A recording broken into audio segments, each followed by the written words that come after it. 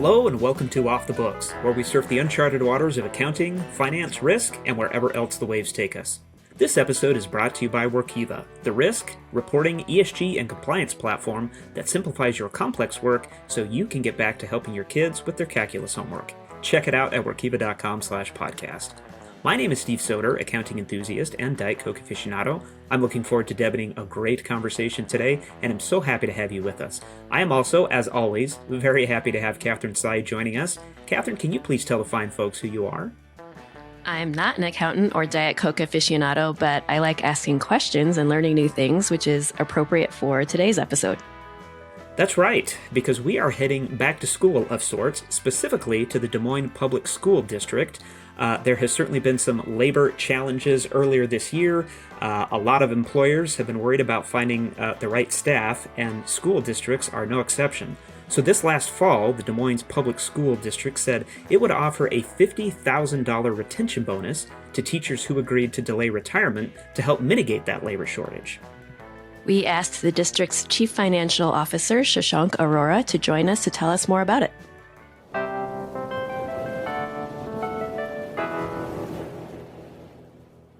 Well, Shashank, welcome to the show. Thank you, and good morning, Steve and Catherine. So, as we mentioned, you are the CFO for the Des Moines Public School District, but you worked in the private sector before that, including roles at Nestle and DuPont, as well as being a CFO at two other companies. Tell us, what drew you to the public sector? I wanted to bring the experience from private sector to public sector, and I value education a lot. Growing up in India, my father always provided a lot of emphasis on education. Education is the top of our mind, and we think if you have education, you can always have a job, you can always be successful, and you can be a good citizen. Yeah, well, we wanted to bring you in to talk about this big headline here. What prompted Des Moines Public Schools to consider a $50,000 retention bonus? So this was the year of the Great Resignation, where employees are hard to find. As you can see, the unemployment rate is extremely low. And we considered this to be the best option to ensure that employees stay with us for an additional year. This gives us a heads up so that we know that employees have raised their hands to retire by June of 2023, and we have ample time to fill the positions. Historically, we as a management team come up with a similar program based on what the needs are. But this is the first year that we actually launched a scheme which was raising your hand in 1 year and resigning in year 2. So we would typically come up with an offering in October of, say, year 1. The employee raises the hand, lets us know, and we accept if they're interested to retire in February, March of the following year. This year, we came up with an offer in February, March of the year, with the employee retiring in June of the following year. So instead of a typical 3 to 4 months, we had almost 16 months to plan and ensure that we have the vacancies filled out. Were there other options that you had considered? It seems like the job of being a school teacher is getting more and more difficult. COVID, gun violence, I mean, the list goes on and on. And so when you think about the role of compensation, salary in terms of attracting talent, how does that change the outlook? I mean, I know that compensation is one thing, the amount that people get paid. There are other things. As you think about the way that maybe just having to, I don't say throw more money at it, because it's a little more complicated than that, but does that impact the long-term sort of financial outlook and maybe viability, if that's the right word, of Des Moines Public Schools generally? That is a big question to answer. So two of the basic sources of funding for us is enrollment, and the second is the supplemental state aid, which is decided by the governor and the legislators. Unfortunately, the enrollment for Des Moines Public School has been declining for the last few years. that is definitely hurting the money that is available to us in the general fund through which we pay the teachers and other employees. On the other hand, the supplemental state aid, which used to be in the range of 6.5–7%, came down to almost 3.5–4%, and for the last 10 years has been under 2%. To provide you another perspective,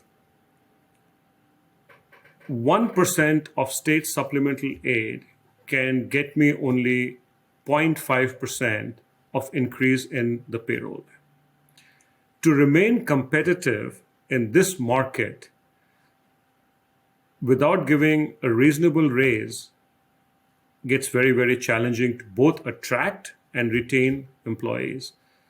The way we have structured it, because we have limitations on how much money we get, both on the state as well as based on enrollment, we have a very healthy employee benefit plan. I call it the Cadillac plan, where the employee does not have to contribute a single dollar towards the health insurance.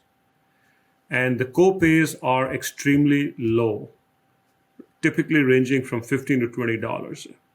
The other attraction that the public sector or the school systems have is the state-sponsored IPERS. IPERS, that's the pension plan for That is Iowa? correct.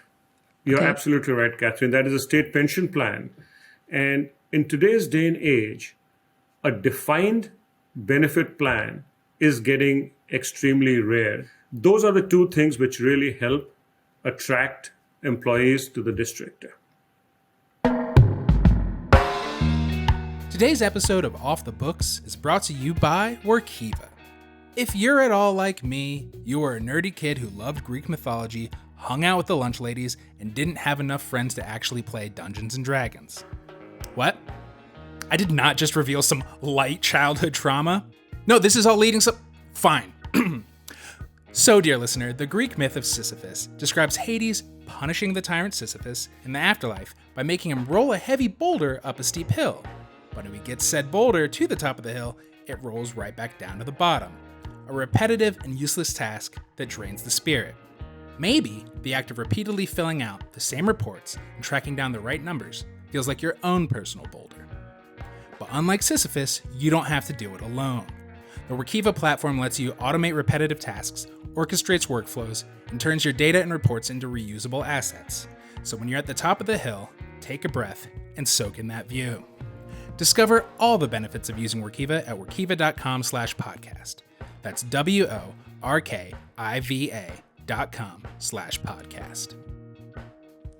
Well, I wanted to go back to something you were saying before, just about the funding challenges in general for schools. How did you make a $50,000 retention bonus fit into your budget? The school finance system is extremely siloed. And the salaries which are coming from general fund is not the same silo from which we are paying the retention bonus. That is one. But besides this, we were also offering hiring bonuses and referral bonuses. Historically, we have given hiring bonuses only to the bus drivers. And that is a subset of employees which have been extremely hard for most districts to hire. And I think that's a national challenge here. This year, we decided to give hiring bonuses not just to bus drivers, but to all employees, because hiring was becoming increasingly difficult for us. Not just that, we also decided to pay referral bonuses to employees. So if they referred an employee, they would get the same amount that we were paying as hiring bonuses. The referral bonuses used to be a very small amount, which we increased significantly based on the hiring challenges. Can I ask how much it was? Fortunately, it did not. I mean, we were paying depending on the position, we were paying anything between $2,500 to $5,000 a position. What came to our help was actually the funding which was being provided by the federal as part of the COVID relief, which you may have heard as ESSERS or CARES Act or ARPA and all those different things. We as a district got the funding on that, and we were able to leverage that to pay both hiring bonuses as well as referral bonuses. Again, we did pay something which we have never ever done before, which is called the retention bonus. So we told the employees that if you continue to work with us till June of 2023, we are going to pay retention bonuses to every employee. And it was a reasonable amount, 1,250 employees. And when you have a pool of employees which are almost 5,000, that runs to almost $6 million. Again, we were able to leverage the federal funds, the ESSER, CARES, ARPA, as I mentioned, to pay for those bonuses. If we were not getting those federal funds, we could not afford to pay retention bonus to employees, or even the referral bonuses and hiring bonuses that we are paying today. So before we wrap up here, just curious, did it work? I mean, do you have a perspective on how successful it was at this point? Yeah, how many takers did you get?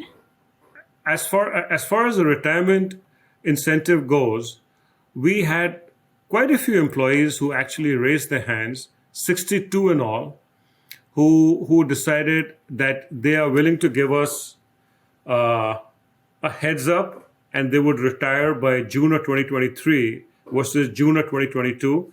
So we have them for a longer period of time. 62 employees did raise their hands for that.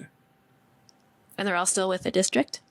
And they are with the district. And they would get this amount only if they continue working with us till June of 2023. If they leave before that, then they would not be getting this amount. Got it. Well, when we end the podcast, we always try to close out on maybe a lighthearted question. And so this question, is there a non-financial incentive that would make you want to stay at your job for one more year after retirement? So on the serious side, I would say that if I was deeply involved in a project which needed my expertise and it was halfway through or close to getting to an end, I would definitely continue working with the district. I would like to see it to its completion. And on the lighter side, my wife, who's a few years younger than me, if she decides to retire the same year I'm deciding to retire, then I might want to extend the retiring period. How funny. Catherine, how about you? Oh, cookies would make me stay. Cookies every day. You'd do it for a box of Girl Scout cookies. Boy, you are sure easy.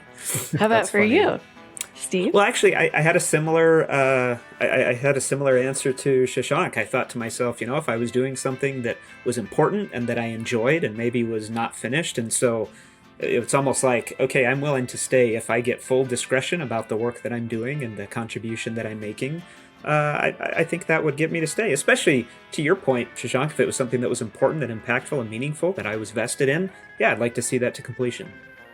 I think you've done a better job in articulating that than me, Steve. Thanks. But you read my mind pretty well. Well, no, thank you for joining us again. We really appreciate the perspective that you are bringing.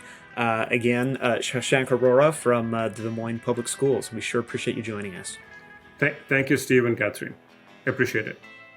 And thank you, dear listener, for surfing along with us. I'm Catherine Tsai. That was Steve Soder. And this has been Off the Books presented by Workiva. Please subscribe, leave a review, tell your buddies if you liked the show. If you're watching this on YouTube, leave us a note in the comments or feel free to drop us a line at offthebooks@workiva.com. Surf's up, and we'll see you on the next wave.